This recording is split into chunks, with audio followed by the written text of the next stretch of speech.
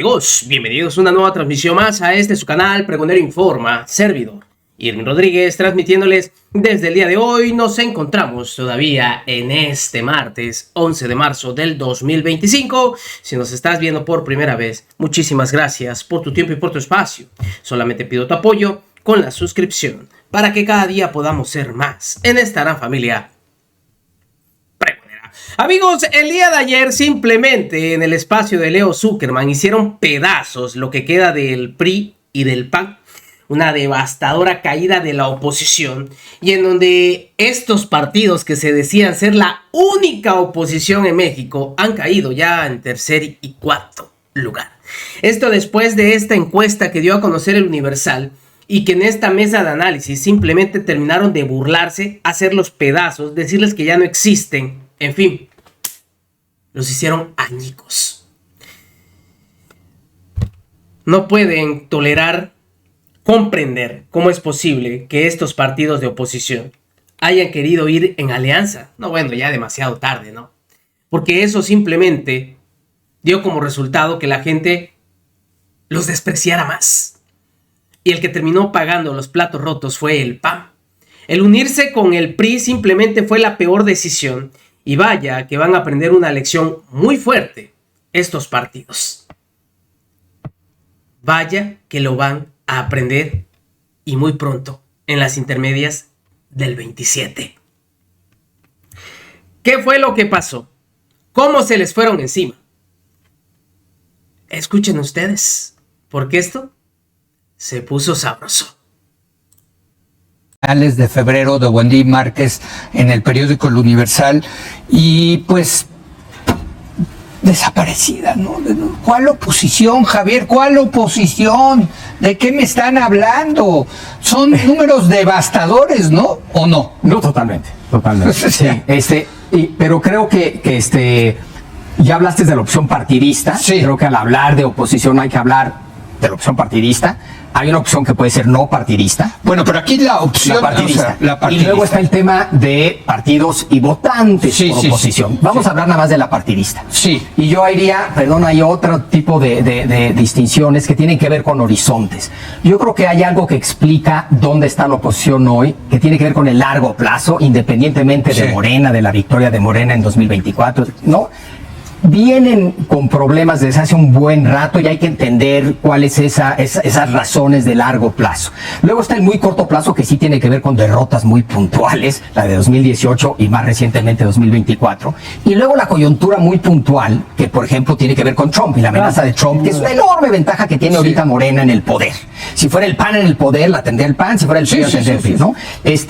Y creo que para la oposición es muy importante entender esas tres cosas e implican distintas cosas. El reto que tienen de fondo desde mi punto de vista es entender por qué el largo plazo, la erosión, la decadencia, el colapso de la oposición que viene desde hace rato, ¿no? Por ejemplo, en esta mesa durante 10 años, hemos discutido el tema de las coaliciones. Y yo siempre he dicho, aguas, porque tiene un costo. Sí. ¿No? Un costo de largo plazo. No, pero lo importante es ganar la elección, ¿no? Bueno, eso tiene que ver con reconocer por qué están donde están. ¿Cuánto les ha costado esas coaliciones prianistas a la oposición? Y creo que tienen que hacer un enorme esfuerzo de entender ese largo plazo y qué es lo que ha pasado. Bueno, pues de acuerdo a esta encuesta, Ana Laura, al parecer a quien más le ha costado es al PAN. O sea, la caída del PAN es brutal en esta encuesta, brutal. Ya está como el PRI. O sea, ya está como el PRI, pero ya está en imagen en imagen negativas como el PRI. Y el dato que es devastador, solamente hay un 3% de mexicanos que se identifica con el PAN. 3%. No es nada. Y de 5% con el PRI. 5% con el PRI. Hay más identificación partidista con el PRI. A mí me parece que como dice Javier, la historia ha venido avanzando. Lo que es muy impresionante en la encuesta es cómo cambiaron las preferencias en muy poquito tiempo. Sí. O sea, hasta antes de la elección, 48% de las 46% votaba por la oposición. Sí. Ahorita esa intención es 32. O sea, va para abajo. Sí. Y yo creo, y la mayoría por Movimiento Ciudadano, o sea. yo siempre... Segundo partido. Sí, segundo partido, sí. Y, o sea, primero yo sí creo que la alianza le acabó perjudicando mucho más al PAN que al PRI. O sea, acabó contaminando y jalando Totalmente. al PAN para abajo. Pero el problema del PRI y del PAN es que nunca se reinventaron. No. Y pensaron que haciendo una política anti Andrés Manuel López Obrador, criticándolo, gritando, sin darse cuenta que Andrés Manuel López Obrador abrevaba y hacía suyo un resentimiento a esos dos partidos Sí. brutal, de todas las asignaturas pendientes y promesas incumplidas. Si no entendieron, porque nunca lo entendieron, que el problema era corrupción y exclusión social, y nunca pudieron reinventarse ni hacer un mea culpa. Si cualquiera de esos dos partidos hubiera tenido alguna posibilidad de sobrevivir, era reconociendo sus gravísimos errores y cómo habían permitido que una clase política se enriqueciera de la manera en la que se enriquecieron ellos, y necesitaban nuevas caras. O sea, no podías traer a los viejos que todo mundo veía vinculados a ese pasado de corrupción, no los podías traer como los nuevos candidatos. Y algo que se ve clarísimamente en la campaña de Xochitl, ¿cuál fue el discurso opositor? Nunca armaron algo que sonara viable como oposición. Y eran idas y venidas de todos colores, sin saber siquiera cómo verbalizar que ellos existían y que valían la pena votar por ellos. Sabes que hay una pregunta, perdón, Chucho, en la encuesta. ¿Quién cree usted que representa hoy mejor a la oposición? Devastador. ¡Devastador! ¡No hay nadie! Pero es devastador esa pregunta, porque al 88% de las personas a las que le hicieron Sí. esa pregunta no puede decir nada. Bueno, ¿tú qué No dirías? tiene opinión, no se me No ocurre hay a nadie. nadie. Pero yo tampoco, yo cuando La lo vi dije, excandidata yo estoy de acuerdo. presidencial tiene Sí. 1% 1%. que la identifica como líder Sí. de la oposición. Sí. A mí me parece que es un estudio terrible. Brutal. Sí. Este es un documento que tendrían que estar estudiando las oposiciones con toda seriedad, porque bien dice Javier que esto viene de mucho tiempo y sí se puede ubicar concretamente en el declive de la imagen pública de Acción Nacional. Sí. No esta última opción aliancista, sino la inicial de Ricardo Anaya. Sí. Es decir, ese es el 2018. momento que rompe ideológicamente Acción Nacional, y de esa resquebrajadura no se ha repuesto el PAN. Y me parece también que pues que es clarísimo que la posición de Acción Nacional del PRI no solamente fue esta posición de que el solo tiempo los iba a regresar a su lugar. Sí. Los errores del otro. Sí. Andrés Manuel López Obrador está encabezando un gobierno que se va a caer por sí mismo. Sí. Lo único que hay que hacer es quedarnos sentados, porque nos van a pedir perdón los votantes. Sí. Y no se dio cuenta ese mosaico de la oposición, que tenía que hacer un examen de conciencia muy severo, muy profundo. Y esa era la apuesta inicial del 18. Vamos a regresar porque el solo tiempo nos va Sí, sí, sí, se van a caer. poner en nuestro lugar. Sí. Y ahora lo que vemos es que sigue esta inacción de las Sí. oposiciones. Llevamos todo este tiempo después de la elección del 24 y no hay ningún gesto de las oposiciones para decir: entendemos el mensaje de los electores, nos damos cuenta Sí, no, de nada. cuál es la rabia que generamos en nuestros votantes y por qué por primera vez, yo creo que en muchísimas décadas, hay un partido que tiene por sí mismo más preferencia que los independientes. Sí. Que Que es un Morena. dato. Por supuesto, Morena, que es, claro. es Morena. Sí. Entonces sí viene de mucho tiempo este No, declive, es- y no hay ninguna señal de vida inteligente en las oposiciones. ¿No? Yo tengo que decir que Ni de pasión. A la pregunta esa de quién hoy representa mejor a la oposición, yo tampoco hubiera tenido respuesta. No sé ustedes, pero ¿quién hoy representa a la oposición en México, Blanca? Sí, no, tampoco lo creo. Y efectivamente esto viene de larga data, cada uno puede ponerle su fecha. A mí me parece que el sexenio de Peña Nieto y el Pacto por México fue realmente devastador para todos. Sí. Porque para el grueso del electorado, pues ya todos esos partidos son lo mismo. Sí. Y entonces, ¿dónde queda la oposición? Pues afuera de ese Pacto por México, y mientras un señor trabajando la tierra, López Obrador, ¿no? Y fue capaz finalmente de cosechar pues ese éxito primero en el 2015, luego 2018, y luego más en el 2024 con una pequeña caidita en el 2021. A mí, además de lo que han dicho, que coincido en prácticamente todo, a mí me llama mucho la atención un par de números del extraordinario trabajo en la encuesta y además toda la explicación, porque no nada más nos ponen los cuadros y las gráficas. Y es el alto porcentaje de opinión favorable, muy buena o buena, de El Verde, con 40%. Increíble. Escandaloso. Increíble. Bueno, y están comprando la buena imagen de la 4T. Yo creo que hay un efecto ahí arrastre de Moreno, un poco, y creo que lo dicen al comienzo del documento, hay una parte de esto tiene que ver con que el poder tiende como a autoalimentarse.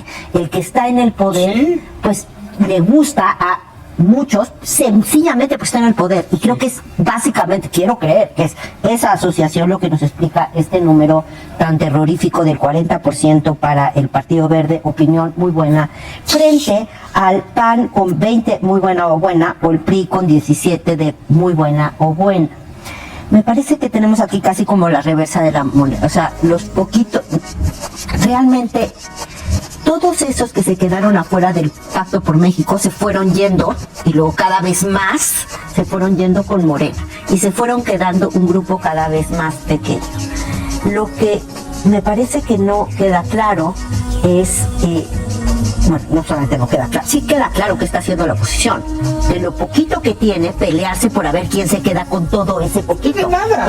Bueno, pues, pero ese poquito... Están peleando por la nada. Bueno, pues ni tan la nada, porque ahí... Bueno, lana. Bueno, es lana. Es cierto, ¿sí? ahí hay lana. Pero entonces, Claro. ¿cuál ha sido su altura de miras? Pues ver a su bolsillo y su billetera. Totalmente. Entonces, en lugar de ver cómo amplío el posible alcance de mi mensaje, etcétera, no. Ahorita ya, de lo que aquí tenemos de estos 80 pesos, a ver, no vamos a quedar tú con 60, no, quítate, Fabio. Yo me voy a quedar con todos los 80, ¿sí? Entonces creo que es realmente déjenme, tengo que hacer una pausa. Hijo, estamos viendo la terrible, devastadora situación de la oposición en México. ¿Cuál oposición? Es que qué números, qué barbaridad, Javier Tello. Yo creo que tienen una enorme ventaja la oposición, que esto está pasando en todas las democracias de Occidente. De una u otra manera, el colapso de partidos tradicionales. Y para suerte de la oposición, se han escrito maravillosos trabajos, estudios, análisis de qué está pasando. Y valdría la pena que le echaran un vistazo a lo que han dicho expertos que está pasando en Occidente en general. Porque en función de qué tesis le creas más, y no se excluye necesariamente, la receta respecto a qué hacer varían un poco, ¿no? Si es un tema cultural y de cambios culturales, de materialismo, postmaterialismo, pero si es Javier, un tema la mala marca del PRI, que ahora ya comparte el PAN, es irreversible. Leo, independientemente de las particulares, que no quiero minimizar su importancia, esto está pasando en absolutamente Ven los todos demócratas lados. también. Los partidos tradicionales en la mayoría de las democracias están en picada, y en ese sentido está pasando algo en común en todos lados, y esa es una ventaja para la oposición aquí, que entiendan esa dinámica de largo plazo. Y obviamente hay que añadir la parte local, las particulares mexicanas. Un minuto. A mí me parece una falta de liderazgos específicos. O sea, que Alito sea el dueño del PRI, que Romero sea el dirigente. O sea, a mí me parece que estás en la peor crisis de tu historia y no hay nadie alrededor que pueda construir una casa que haga sentido. Yo sí creo que MC tiene futuro. si se pone las pilas para tratar de porque no trae, porque ya no trae el mal prestigio de las otras dos marcas. Sí, tiene más que el PRI. O sea, hoy el principal partido opositor es MC. Es mejor Maynes que Alito o que pero yo lo que veo es, tienes razón que quizá todas las democracias o muchas estén en esta. Lo que es particularmente paradójico de México es que no ves nadie que pueda más o menos reconstruir la casa. Nadie. Ahí me parece que lo que explica también la crisis tiene que ver con la indisposición de escuchar al país, sí. de un grupo de políticos tradicionales que están obsesionados con su discurso y con sus intereses, y que no tiene intención, que no ha tenido ninguna estrategia para comunicarse con el electorado, que no escuchamos nada de los partidos políticos, en donde no ha habido un marcaje directo a los distintos ámbitos de la administración para cotejar lo que se está haciendo, lo que se dice, cómo se gasta, etcétera. Y en ese sentido no tiene oído para lo que está pensando la sociedad mexicana, y no tiene un discurso la oposición para comunicarse con él. ¿Qué ventaja para Morena esto, O sea, también hay que decirlo, ¿no? O sea, y qué preocupante para un sistema político democrático que necesita oposiciones saludables. Representativo, sí, claro. Blanca, un minuto. Pues yo creo que la mala noticia ya la hemos visto aquí mucho. Yo creo que la buena noticia para la oposición, y coincido aquí con Chucho, en que una democracia sí requiere oposición viable, ¿no? Sí. Electoralmente viable. Y eso implica muchas cosas. Una visión de país, pero también implica estructura, capaz de movilizar y votos, liderazgo. Y liderazgo, sin duda. Sí. Pero creo que la buena noticia, aunque hoy está desamparado ese 40% del electorado que no votó por Morena, hay que recordar, ¿no? No fueron 4%, fue 40%. Pero ya bajó a 32, según esta encuesta. Bueno, si seguimos así, pues ya no va a quedar nada de eso. Pero hay ahí una base. Yo me atrevería a decir que se va a quedar entre 30, digamos por ahí de 30 a 35, un tercio. Se va a quedar ahí, que no es, digamos, nada. Y que ojalá surjan, sea dentro de los partidos de oposición existente, sea el partido de oposición que sea, o uno nuevo, que sea capaz de darle voz y cuerpo a ese 30% de la población, ese tercio de los mexicanos que no están de acuerdo con Morena, porque creo que será bueno para todos los mexicanos. Totalmente. Que eso ocurra. Sí, bueno, yo terminaría diciendo que la encuesta es devastadora, está en el Universal, creo que también en el sitio de Buendía y Márquez, pero yo diría el PAN. O sea, la caída, particularmente en este semestre, es del Partido Acción Nacional. Porque además uno pensaría que tendría capacidad de distinguirse frente a Morena, de plantear una alternativa. Era la era la opción de centro derecha en este país, y fue el segundo partido más votado en el 2024. Y traer estos números que trae ahorita, no estar por debajo de MC, del PRI, o sea, ser ya la cuarta opción, si dices... Pero ahí está Romero, que yo creo que se le deben una parte importante a esa decisión tan... Parte de eso, que solamente el 3% de la población se identifica con el PAN. Qué bárbaro, los panistas se tienen que poner las pilas. Bueno, pues ya vieron ustedes cómo hablaron en esta mesa de debate sobre estos partidos de oposición, o al menos lo que queda de ellos. Vaya que les fue como en feria, tanto a Alejandro como a Romerito, que dicen ser una opción de cambio. Ya nadie los ve como una opción de cambio. Más bien, son el fracaso de oposición que lamentablemente todavía existe. Nos vemos, que sigan pasando un excelente día. Servidor Irma Rodríguez, transmitiéndoles desde su canal. Recuerden, la información está ahí y depende de todos nosotros en pregonarla. Nos vemos. Hasta la próxima.